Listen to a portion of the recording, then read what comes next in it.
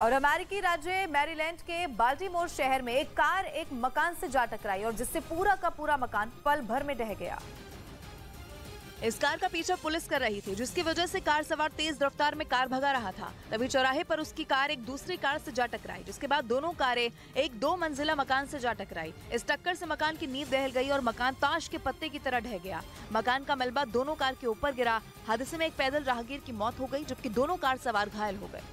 कर्नाटक में बीजेपी विधायक माडाल विरुक्षप्पा के बेटे प्रशांत माडाल को 40 लाख रुपए रिश्वत लेते रंगे हाथ पकड़ा गया। इसके अलावा लोकायुक्त के छापे में सरकारी अधिकारी प्रशांत के ऑफिस और घर से करीब 8 करोड़ का कैश बरामद हुआ, जिसका वीडियो भी सामने आया, जिसमें एक पर एक रखी गड्डियों से नोटों का ढेर खड़ा दिखा और लोकायुक्त के अधिकारी उसकी गिनती करते दिखे। प्रशांत माडाल BWSSB यानी Bengaluru water supply and sewerage board में चीफ अकाउंटेंट है, जिन पर टेंडर के बदले 40 लाख रुपए रिश्वत लेने के आरोप लगे। उनके ऑफिस से 1 करोड़ 22 लाख रुपए कैश और बरामद हुआ, तो घर पर हुई छापेमारी में कुल 6 करोड़ रुपए मिले, जिसकी गिनती में कई घंटे लग गए। आरोप है कि प्रशांत ने यह रिश्वत अपने पिता के नाम पर ही मांगी और इसी आरोप की वजह से बीजेपी विधायक विरुक्षप्पा को इस्तीफा देना पड़ा। हालांकि वो कहां हैं इसका पता नहीं चल रहा।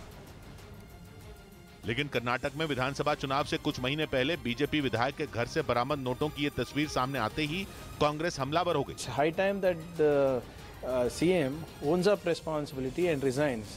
हालांकि मुख्यमंत्री बसवराज बोम्मई ने इस छापेमारी को अपनी सरकार की ईमानदार नीतियों का नतीजा बताया।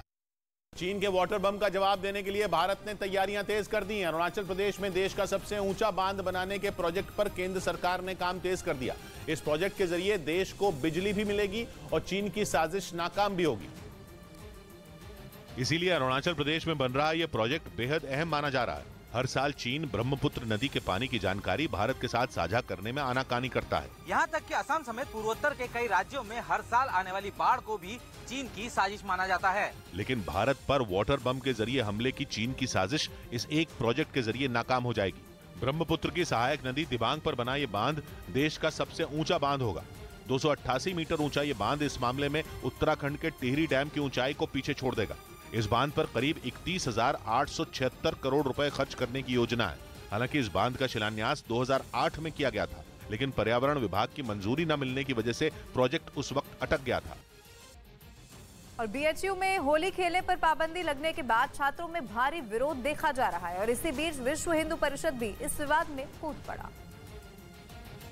विहिप के राष्ट्रीय प्रवक्ता विनोद बंसल ने विश्वविद्यालय प्रशासन का एक ऑर्डर ट्वीट जारी करके लिखा कि ये परिपत्र है या कोई तुगलकी फरमान, कहीं ये विश्वविद्यालय के नाम से हिंदू शब्द हटाने की शुरुआत तो नहीं। विनोद बंसल ने विश्वविद्यालय प्रशासन से ये फरमान वापस लेने की मांग की है। उधर फरमान जारी होते ही BHU के सैकड़ों छात्रों ने प्रशासन को ठेंगा दिखाते हुए परिसर में ही होली खेलनी शुरू कर दी। कला संकाय के छात्रों का कहना है कि उन्हें विश्वविद्यालय प्रशासन के नोटिस से कोई फर्क नहीं पड़ता।